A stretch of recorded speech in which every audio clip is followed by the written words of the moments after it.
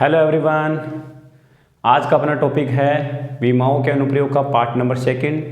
विमाओं के टोटल हम 4 अनुप्रयोग डिस्कस करने वाले हैं। पहला अनुप्रयोग हम डिस्कस कर चुके हैं जिसमें हमने किसी भौतिक राशि के आंकिक मान को एक मात्रक पद्धति से दूसरी मात्रक पद्धति में बदला था, कन्वर्ट किया था। आज अपना जो दूसरा अनुप्रयोग हुआ है किसी भौतिक समीकरण की विमीय सत्यता की जाँच करना।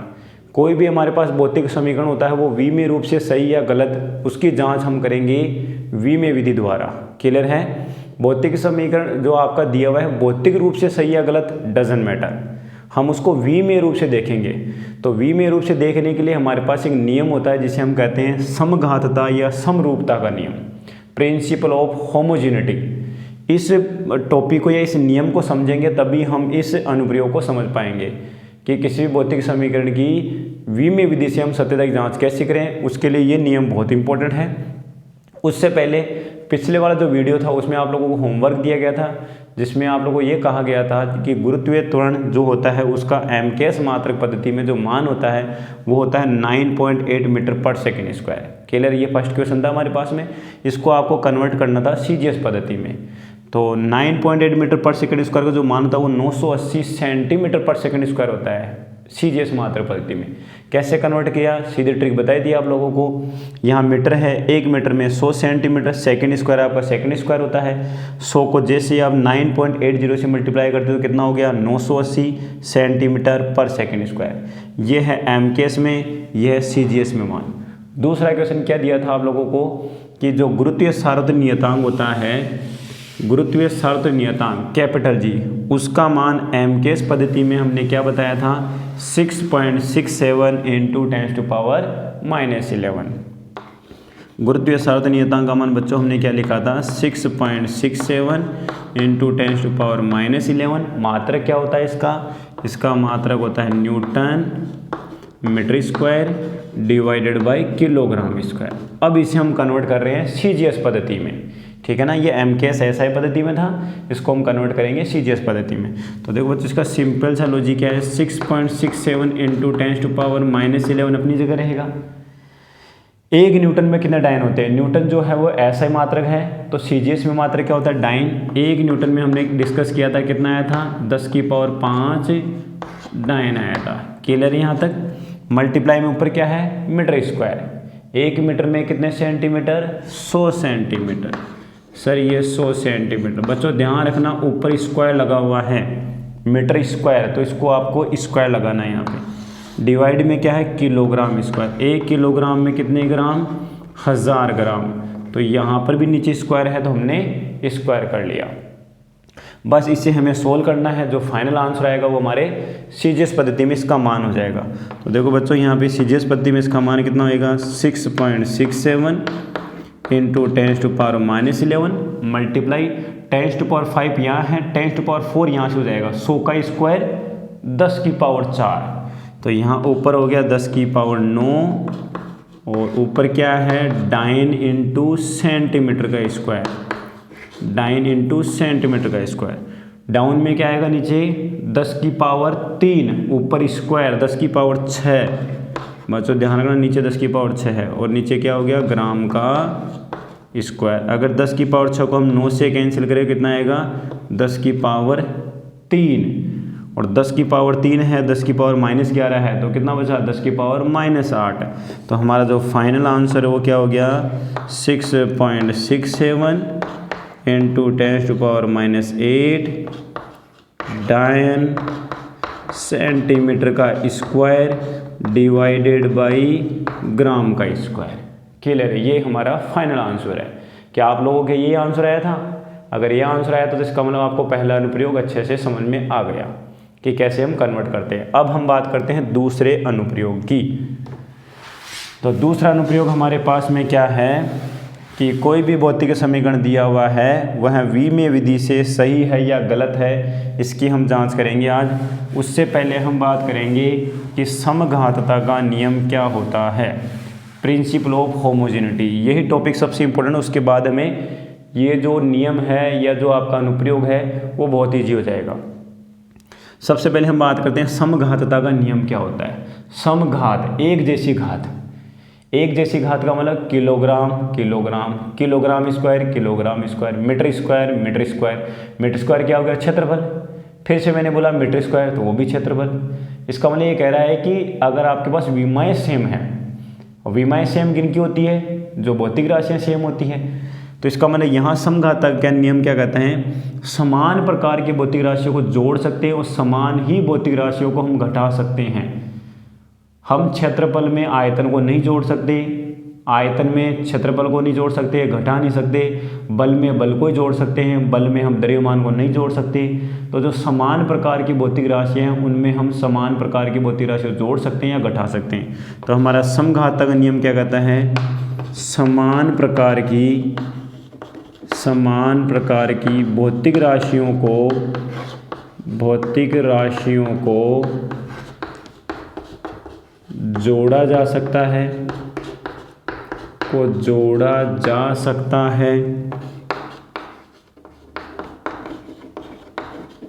या घटाया जा सकता है। गुणा और भाग तो हम किसी को भी कर सकते हैं, लेकिन जोड़ने और घटाने का काम केवल समान प्रकार की भौतिक राशियों में ही किया जा सकता है। बल में हम बल को जोड़ सकते हैं, त्वरण में हम त्वरण को जोड़ सकते हैं, वेग में हम वेग को जोड़ सकते हैं। इसे ही कहते हैं समघातता या समरूपता का नियम।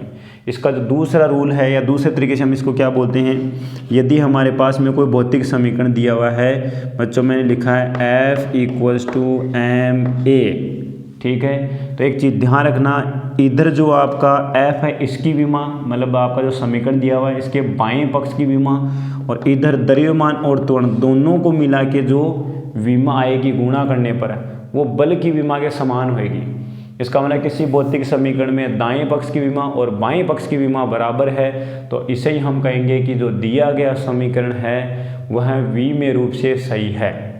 भले यहाँ पे 2 लगा दो, 3 लगा दो, 1/2 लगा दो, डजंट मैटर, वो समीकरण भौतिक रूप से गलत हो सकता है लेकिन विमेय रूप से बिल्कुल सही रहेगा। अगर आप बाएं पक्ष की विमा और दाएं पक्ष की विमा बराबर कर देते हो तो हम कहेंगे कि दिया गया समीकरण विमेय रूप से सत्य है, भौतिक रूप से दिया गया समीकरण गलत हो सकता है, उसकी जांच हम विमेय विधि से नहीं कर सकते।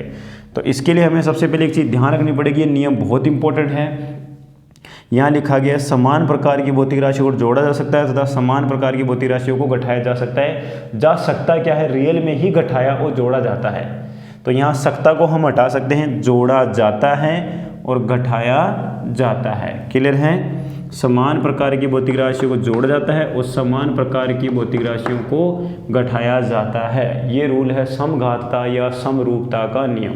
चलो इस पे हम 2-4 क्वेश्चंस कर लेते हैं जिससे ये नियम हमें अच्छे से समझ में आ जाए कि समघातता का नियम या कोई भौतिक समीकरण विमेय रूप से सही या गलत, उसके लिए समघातता का नियम कितना सही साबित होता है।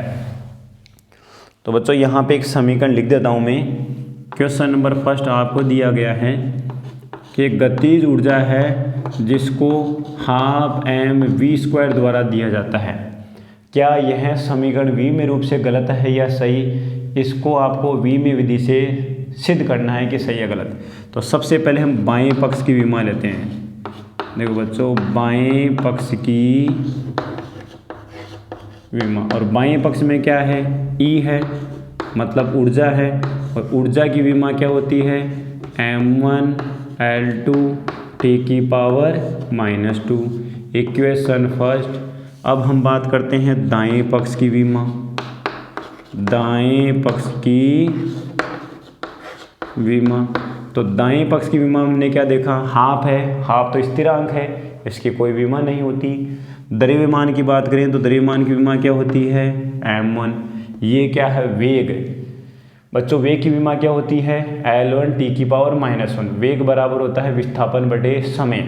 तो ये हो गया विस्थापन बटे समय, समय को पड़ेगा तो L-। यहाँ ऊपर स्क्वायर लगा हुआ है, अगर आप यहाँ स्क्वायर लगाते हो तो हमारे पास में विमा क्या आती है, m1L2 T⁻²। ये हो गया समीकरण नंबर 2। तो बताओ बच्चों, देखिए बाएं पक्ष की विमा और दाएं पक्ष की विमा सेम है कि नहीं? बिल्कुल सर, बाएं पक्ष और दाएं पक्ष की विमा समान है, अर्थात हमने लिख दिया यहाँ पे विमा of left hand side equals to विमा of right hand side. So given equation जो है दिया गया जो समीकरण है वो विमीय रूप से सही है। बच्चों अगर एग्जाम में यहाँ हाफ नहीं देता है तो भी दिया गया समीकरण विमीय रूप से सही है, लेकिन भौतिक रूप से क्या है? गलत है।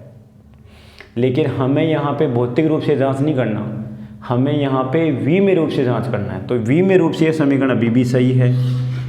यहाँ आप 4 लगा दो तो भी विमीय रूप से सही है, केवल विमीय रूप से सही है, भौतिक रूप से समीकरण गलत है। तो भौतिक रूप से समीकरण सही कैसे आएगा बच्चों? यह आएगा 1/2 mv² से। तो भौतिक अगर तरीके से ज्ञात करना है तो उसके लिए तो फिर हमें डायरेक्ट फॉर्मूला याद ही रखना पड़ेगा कि हाँ बिल्कुल ये फॉर्मूला होता है और ये विमीय रूप से भी सही है और भौतिक रूप से भी सही है। ठीक है, चलो एग्जाम्पल नंबर 2 देखते हैं हम। एग्जाम्पल नंबर 2 की अगर हम बात करें तो आपको मैं लिख देता हूँ यहाँ पे दिया हुआ है एक कोई कण है जो वर्ताकार पथ में चक्कर लगाता है। जो एक कोई कण है जो वर्ताकार पथ में चक्कर लगाता है, तो प्रत्येक वस्तु जो भी है अगर वो वर्ताकार पथ में चक्कर लगाती है तो उसको एक केंद्र की तरफ बल लगता है, उसके ऊपर उस वस्तु पर केंद्र की तरफ बल लगता है जिसका द्रव्यमान उस वस्तु का मान लो m है और वो v वेग से गति कर रही है किसी r त्रिज्या के वर्ताकार पथ में। तो केंद्र की तरफ जो लगने वाला बल है उसे हम कहते हैं अभिकेंद्रीय बल, और अभिकेंद्रीय बल दिया जाता है mv²/r। ये अभिकेंद्रीय बल का फॉर्मूला है। ये सही है या गलत आप खुद ही चेक कर लीजिए। ये फॉर्मूला बिल्कुल सही आएगा। यहाँ जो बल की विमा है इधर आप पूरे को सोल्व करोगे ये भी बल की विमा ही आएगी। तो क्वेश्चन दिया गया है आपको कि अभिकेंद्रीय बल निम्न प्रकार से दिया जाता है, क्या यह समीकरण गलत है या सही? तो हम चेक कर लेते हैं। बल की विमा क्या होती है? बाएं पक्ष में m1L1 t⁻⁻²। अगर हम दाएं पक्ष को भी चेक करते हैं तो द्रव्यमान के लिए बच्चों क्या आ गया? m1। अभी किया था v² को क्या किया था? L2 t⁻⁻²। नीचे की तरफ क्या है? त्रिज्या। त्रिज्या भी क्या है? लंबाई। तो बच्चों ये आ गया L1। तो इसको अगर हम पूरा सोल्व करते हैं तो क्या आ रहा है? m1, एक L1 से एक L1 कैंसिल हो गया, L1 t⁻⁻²। तो बताओ बच्चों, देखिए दाएं पक्ष की विमा और बाएं पक्ष की विमा बराबर है कि नहीं? इसका मतलब ये भी बल है, तो mv²/r भी क्या है? बल की विमा ही है। तो दिया गया समीकरण विमीय रूप से सही है। इसका मतलब अभिकेंद्रीय बल का फॉर्मूला यही होता है। ठीक है, mv²/r। चलो क्वेश्चन नंबर 3 की तरफ चलते हैं हम। इस टॉपिक पर खाली हमें क्वेश्चन प्रैक्टिस ही करनी है। बाकी ये क्वेश्चन, ये जो अनुप्रयोग है इतना कोई टफ नहीं है कि बहुत ज़्यादा टफ है, सिंपल सा अनुप्रयोग है। तीसरा क्वेश्चन अगर हम लेते हैं यहाँ पे क्वेश्चन नंबर 3, तो क्वेश्चन नंबर 3 में आपको क्या दिया गया है कि दिया गया है v = क्या है? u+at। जहाँ पे बोला गया है कि ये क्या है? किसी कण का अंतिम वेग है, और यहाँ दिया गया है कि ये क्या है? प्रारंभिक वेग है, और यहाँ दिया गया है कि ये क्या है? कण का त्वरण है, और यहाँ दिया गया है कि ये कण का समय है। तो दिया गया समीकरण विमीय रूप से गलत है या सही, चेक कर लेते हैं बच्चों। देखो यहाँ बीच में प्लस आ गया। अब हम बात करते हैं समघातता के नियम की। अभी थोड़ी देर पहले जस्ट अभी हमने डिस्कस किया है कि समान भौतिक राशियों को जोड़ा जाता है और समान भौतिक राशियों को घटाया जाता है। तो बच्चों ध्यान रखना, ये वेग है तो a × tb वेग ही होना चाहिए। होना क्या चाहिए? रियल में at वेग ही होता है। देखो त्वरण बराबर होता है वेग बटे समय। तो बच्चों वेग बराबर क्या हो गया? त्वरण × समय। होता नहीं होता? त्वरण होता है वेग में समय का भाग देना, मतलब वेग में परिवर्तन की दर को त्वरण कहते हैं। किस दर से वेग बदल रहा है? हर 1 सेकंड में वेग 10 मीटर/सेकंड बदल रहा है। तो बच्चों त्वरण का मान हो गया 10 मीटर/सेकंड²। त्वरण कुछ नहीं है, त्वरण है वेग में परिवर्तन की दर। इसका मतलब ये वेग है, तो इधर सभी घटक जो भी हम जोड़ रहे हैं वो सारे वेग होने चाहिए, सभी भौतिक राशियाँ इधर वेग होनी चाहिए। ये वेग है, ये तो वैसे भी वेग है, दिया हुआ है। दूसरा यहाँ पे a इंटू टी, त्वरण को जब हम समय से गुणा करते हैं तो ये भी वेग है। इसका मतलब यहाँ v की विमा किसके बराबर बच्चों, u की विमा के बराबर, और u की विमा और v की विमा किसके बराबर है, at के बराबर है। बिल्कुल तीनों बराबर विमाएं दर्शाते हैं। इसका मतलब दिया गया समीकरण विमीय रूप से सही है। चाहो तो आप चेक कर लो, त्वरण की विमा को समय की विमा से गुणा करो, आपको वेग की विमा ही मिलेगी। त्वरण की विमा क्या होती है, L1 t की पावर -2, समय की विमा क्या हो गई, T1। देखो बच्चों, गुणा करने से क्या आ रहा है सर, L1 आ रहा है, t की पावर -1 आ रहा है। बताओ क्या यह वेग की विमा नहीं होती, बिल्कुल सर वेग की विमा होती है। तो इसका मतलब दिया गया समीकरण विमीय रूप से सही है। चलो ठीक है, नेक्स्ट हम बात कर लेते हैं, और कोई क्वेश्चंस को डिस्कस कर लेते हैं, 2-4 और। चलो एक क्वेश्चन और देते हैं कि ये समीकरण विमीय रूप से सही या गलत, इसकी भी आपको जांच करनी है। आपको दिया गया है s = ½ AT²। बच्चों यहाँ दिया गया है कि s तो विस्थापन है जो कि मीटर में है, a यहाँ पे त्वरण है, और यहाँ पे जो t² है वो समय का स्क्वायर है, मतलब समय है यहाँ पे t। ये आपका क्वेश्चन है। तो क्या दिया गया समीकरण भौतिक रूप से तो सही है ही है, ये आपको डायरेक्ट फॉर्मूला पता होना चाहिए। s बराबर ut + ½ AT² होता है, जहाँ मैंने प्रारंभिक वेग को 0 रखा है और तब जाके मैंने इस इक्वेशन को ऐसे लिखा है कि विस्थापन बराबर क्या है, ½ AT²। अगर यहाँ से हाफ हटा देते हो तो भी बच्चों ये समीकरण विमीय रूप से सत्य होगा, लेकिन भौतिक रूप से गलत होगा। अभी यह समीकरण विमीय और भौतिक दोनों प्रकार से सही है, तो हमें तो विमीय रूप से चेक करना है। तो विमीय रूप के लिए देखो, विस्थापन की विमा क्या होती है, L1 m0 L1 t0। तो बच्चों इधर भी L1 ही आना चाहिए, सही है कि नहीं। हाफ की कोई विमा नहीं होती, नियतांक है। a की विमा क्या होती है, L1 t की पावर -2। क्लियर है, त्वरण की विमा यही होती है। त्वरण का मात्रक होता है मीटर/सेकंड²। ठीक है, t²। समय की विमा कितनी हो गई, T2। यहाँ स्क्वायर लगा हुआ है तो स्क्वायर लगा लिया। अब चेक करो, देखिए ये है -2, ये है +2, तो टोटल कितना हो गया, t की पावर 0 हट गया यहाँ से। इसका मतलब फिर से क्या आ गया, L1। इधर बाएं पक्ष में भी L1 है, दाएं पक्ष में भी बच्चों L1 है। तो दिया गया समीकरण विमीय रूप से सत्य है या गलत है, सही है या गलत है, बिल्कुल सर दिया गया समीकरण विमीय रूप से सही है। चलो ठीक है, नेक्स्ट क्वेश्चन की हम बात कर लेते हैं, जो भी है क्वेश्चन नंबर 4 या 5। दिया गया है कि जो स्थितिज ऊर्जा होती है उसको mgh द्वारा दिया जाता है।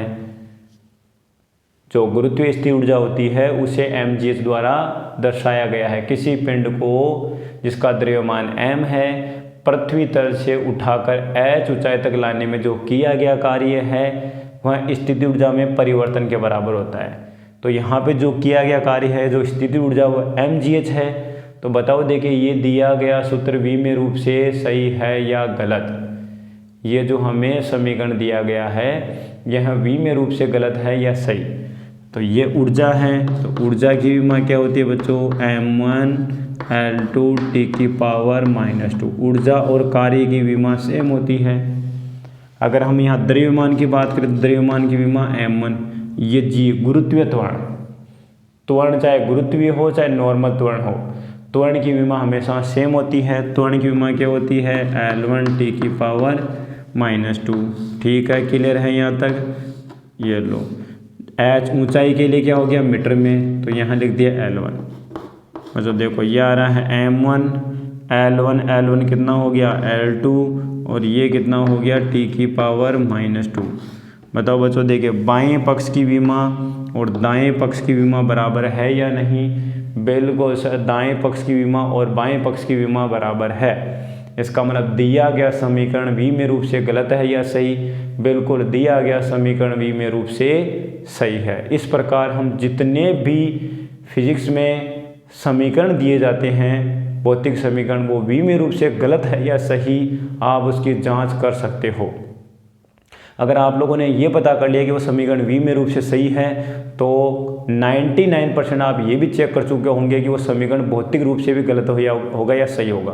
केवल उसमें कुछ नियतांक रहेंगे जो आपको याद रखने पड़ेंगे। बाकी अगर आपने v में रूप से सही कर दिया तो फॉर्मूला 99% आपका सही हो चुका है। तो जितने भी फॉर्मूले बनाए जाते हैं, समीकरण बनाए जाते हैं, वो v में विधि को ध्यान में रख के ही बनाए जाते हैं। अगर आपको फॉर्मूला डेराइव भी करना है तो उसका जो तीसरा अनुप्रयोग है, विभिन्न भौतिक राशियों के मध्य संबंध स्थापित करना, उसको हम नेक्स्ट लेक्चर में डिस्कस करेंगे। अगर आप हमारे चैनल पर नए हो तो चैनल को सब्सक्राइब करें और बेल आइकन को ज़रूर प्रेस कर लें, जिससे जब भी हम कोई वीडियो अपलोड करें उसका नोटिफिकेशन तुरंत आपके पास पहुँच जाए। ठीक है बच्चों, जय हिंद।